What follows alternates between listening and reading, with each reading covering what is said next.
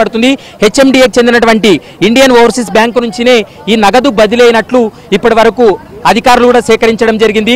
Indian overseas bank యొక్క transactions తో పాటు బ్యాంక్ అధికారులను సైతం క్వశ్చన్ చేయడం జరిగింది. విదేశీ కంపెనీకి వీళ్ళు నగదును బదిలీ చేసేటువంటి సమయంలో వీళ్ళు ఆర్బీఐ రూల్స్ పాటించకుండా మీరు ఏ విధంగా నగదును బదిలీ చేశారనేటువంటి అంశాన్ని కూడా బ్యాంక్ అధికారులను క్వశ్చన్ చేసి వాళ్ళ స్టేట్మెంట్ రికార్డ్ చేశారు. ఈ కేసులో బ్యాంక్ అధికారులు సాక్షులుగా ఉన్నారు. మరోవైపు ఈ నగదును బదిలీ చేసినటువంటి వ్యక్తులు కావచ్చు, తర్వాత హెచ్ఎండిఏకి సంబంధించినటువంటి అప్రూవల్స్ ఇచ్చినటువంటి వ్యక్తులు అయితే మాత్రం నిందితులుగా ఉన్నారు. కంప్లైంట్ చేసినటువంటి వ్యక్తి ఇందులో ఫిర్యాదుదారుడిగా దానకిషోర్ ఐఏఎస్, ఇతను హెచ్ఎండిఏలో ఐఏఎస్ అధికారి కాబట్టి ఇతని యొక్క ఫిర్యాదును ఆధారంగా చేసుకుని ఈ కేసులో చాలా కీలక పరిణామాలు చోటు చేసుకున్నాయి. కాబట్టి ఈ రోజు విచారణ తర్వాత ఏదైనా జరగవచ్చు. ఈ విచారణలో కేటీఆర్ సహకరిస్తున్నాడా లేదా అనేది మాత్రం చూడాలి.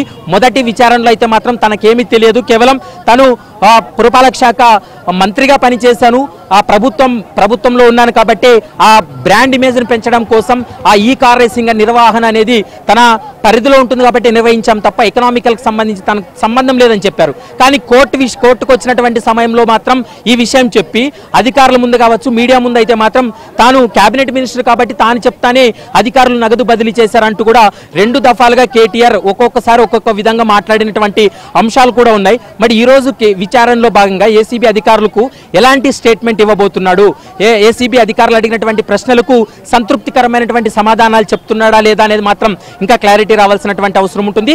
సాయంత్రం 5 గంటల వరకు ఈ విచారణ కొనసాగేటువంటి అవకాశం అయితే కనపడుతుంది. ఆమెని అలాగే ప్రవీణ్, కేటీఆర్ ఆల్రెడీ ఒక స్టేట్మెంట్ అయితే ఇచ్చారు. జైలుకు పోవాల్సి వచ్చినా భయపడేది లేదు అని అయితే ఆయన అన్నారు. అంటే దాన్ని మనం ఎలా అర్థం చేసుకోవాలంటే ఆయనకు కూడా తెలుస్తుందా ఈ పరిణామాలన్నీ చూస్తుంటే ఆయన అరెస్ట్ చేస్తారేమో అనిపిస్తుంది, అందుకే ఇలా అన్నారని అనుకోవచ్చా?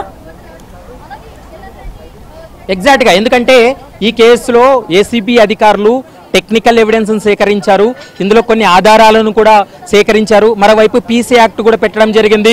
ఇందులో అవినీతి నిరోధక చట్టంకు సంబంధించినటువంటి సెక్షన్స్ పెట్టారు. ఖచ్చితంగా ఇది న్యాయస్థానం ముందు పెట్టినప్పుడు ఖచ్చితంగా కేసు ప్రూవ్ అయ్యేటువంటి కేసు. ఎందుకంటే ఈ కేసులో వీళ్ళు ఏ నామ్స్ పాటించలేదో, నిబంధనలు ఏవైతే ఉల్లంఘించారో వాటికి సంబంధించినటువంటి ఆధారాలన్నీ ఉన్నాయి కాబట్టి ఖచ్చితంగా అరెస్ట్ చేసిన జ్యుడిషియల్ రిమాండ్కి వెళ్ళేటువంటి అవకాశాలు ఎక్కువగా ఉన్నాయనేది న్యాయ నిపుణులు చెప్తున్నటువంటి మాట.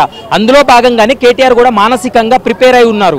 తను ఎప్పుడు అరెస్ట్ చేసినా జైలుకు పోవడానికి సిద్ధంగా ఉన్నాడు. గత విచారణకు వచ్చినటువంటి సమయంలో కూడా ఈ కేసులో అరెస్ట్ చేయాలనుకుంటే చేసుకోండి, లేదా ఎన్నిసార్లు విచారణకు పిలిచినా తాను సహకరిస్తాను వస్తానంటూ కూడా గత విచారణలో చెప్పారు. ఈ రోజు అరెస్ట్ జరిగేటువంటి అవకాశం ఉందనేటువంటి అభిప్రాయాన్ని కూడా కేటీఆర్ వ్యక్తపరిచినటువంటి సందర్భాన్ని మనం చూసాం. మరి చూడాలి ఈ కేసులో మరి ఏసీబీ అధికారులు అరెస్ట్ చేయబోతున్నారా లేదా అనేది మాత్రం ఇప్పటికైతే క్లారిటీ లేదు. కానీ విచారణ అయితే కొనసాగుతుంది. గడిచినటువంటి 2 గంటలుగా విచారణ చేస్తున్నారు. ఈ విచారణలో భాగంగా కేటీఆర్ కు ప్రశ్నిస్తూ ఉన్నారు. కేటీఆర్ చెప్పేటువంటి స్టేట్మెంట్స్ అన్నింటినీ కూడా వీడియోగ్రఫీ నమోదు చేస్తున్నారు.